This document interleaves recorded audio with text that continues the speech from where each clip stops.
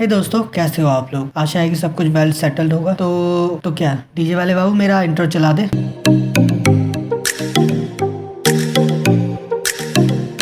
चलो अब आगे बढ़ते हैं। तो जी हाँ, आज मैं एनिमल मूवी पर बात करने वाला हूँ। तो जी हाँ, मुझे पता है कि मूवी को आए काफी दिन हो गया है। अच्छा, हमको सिखा रिया है। बट डोंट वरी, मैं इसके रिव्यू पर बात नहीं करने वाला हूँ। पर कदाचित ये मेरा पॉइंट ऑफ व्यू हो सकता है, बट मैं आप लोगों को ये बताना अवश्य चाहूंगा। अच्छा, अगर इस मूवी को देखने के बाद आप लोगों को ऐसा फील हो रहा है कि ये मूवी आपको इन्फ्लुएंस कर रही है, अगर इस मूवी को देखने के बाद आप खुद के कैरेक्टर को ट्रिगर कर रहे हो कि जो रणबीर कपूर मूवी में है मैं ऐसा बनूंगा, तो देखिए ये अच्छा नहीं है। मूवी देखो, एंजॉय करो, पर बनने की कोशिश मत करो, क्योंकि एक आम आदमी के जीवन में चीजें इस तरह से नहीं चलती। इतना सिंपल नहीं होता है कि तुम बस निकल पड़ो बुराई से लड़ने के लिए, क्योंकि हर किसी का बाप स्वास्तिक स्टील इंडस्ट्री का मालिक नहीं होता। मैंने मूवी देखी है, कई बार देखी है, और मैंने समझा है कि ये मूवी सच में ब्रूचुअल थी। और सबसे जरूरी बात, ये छोटे बच्चों के लिए नहीं बनी, मेनली उन बच्चों के लिए जो बहुत जल्दी मूवीज और सीरीज से प्रभावित हो जाते हैं। पर मैं ये मानता हूँ कि इस मूवी में कुछ बातें थी जो आपको सीखनी चाहिए, और ये कुछ बातें बहुत महत्वपूर्ण है। यदि हम चुम्मा चाटे, सेक्स एक्सेट्रा वाले पार्ट को अवॉइड करते हुए इसे देखें तो हमें ये सिखाती है कि अपने दुश्मनों को पहचानो, उन्हें खोज निकालो और उन्हें जड़ से खत्म कर दो। और दुश्मन से मेरा मतलब है जो आपको जान से मारना चाहते हो। और दूसरी शिक्षा, अपने परिवार की रक्षा करो, अपने पिता की इज्जत करो, नो मैटर्स वो आपको महत्व दे या ना दे, नो मैटर्स वो आपको लायक समझते हो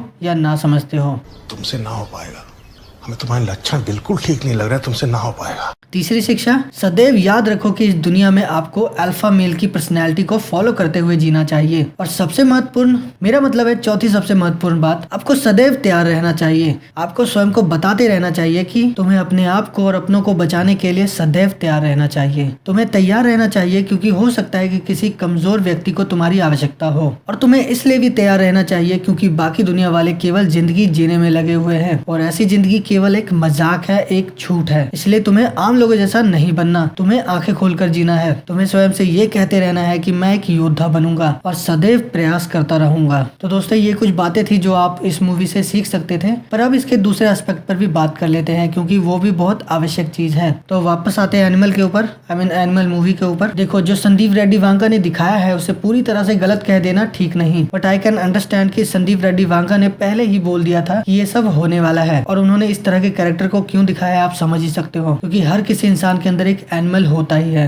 फर्क इससे पड़ता है कि आप किसको ऊपर रखते हो, खुद को या उस एनिमल को। और ये भी नहीं है कि जो कबीर सिंह में दिखाया गया था वो कम था। दोनों ही फिल्में बराबर सी लगती है, पर एनिमल में बहुत सारे ब्लडी सीन्स हैं, फाइट है, सेक्स है। यस, यहाँ पर इसे कुछ ज्यादा ही खोलकर दिखा दिया गया है। दोनों ही फिल्में एक तरह के कैरेक्टर को दिखाती है, परंतु फर्क सिर्फ इतना है कि उसपे कबीर सिंह प्यार के लिए पागल रहता है, पर इस वाले में रणविजय अपने पिता के अटेंशन पाने के लिए और उन्हें प्रोटेक्ट करने के लिए पागल रहता है। और उसके अंदर अल्फा मेल को भी लेकर जो ऑब्सेशन होती है वो भी दिखाई देती है। मुझे पता है कुछ लोग बोलेंगे, मेरा मतलब है कुछ नहीं, बहुत सारे लोग बोलेंगे कि मस्त लगा, दमदार था, तुझे रणबीर कपूर शायद पसंद ना हो इसलिए तू ऐसी बातें कर रहा है। पर मैं जो कह रहा हूँ वो ये है कि कबीर सिंह का इफेक्ट बहुत ज्यादा था, और इसका भी हो सकता है। देखिए दोस्तों, हम जिस भारत में रहते हैं वहाँ पर आजकल ऐसा हो रहा है कि बच्चे किताब से अधिक फिल्मों को देखकर प्रेरित हो रहे हैं। इसलिए मैं जिस पहलू को लेकर चिंतित हूँ वो है बैड इफेक्ट्स का। जैसे पहले कबीर सिंह देखकर एक ख्याल मन में आ गया था कि हाँ ऐसा भी हो सकता है, हम ऐसा भी कर सकते हैं, उसी प्रकार ऐसा ना हो कि एनिमल मूवी में रणविजय के कैरेक्टर को देखकर लोग इतने प्रेरित हो जाएं कि वो ऐसी ऐसी चीजें ना करने लग जाएं जो इस मूवी में दिखाया गया है। बाकी इस वीडियो में और कुछ बताने को नहीं है, ऐसा मुझे लगता है। इसलिए आशा है कि आप मेरी बात को समझ गए होंगे। कमेंट में अपने विचार अवश्य बताएं। जय भारत।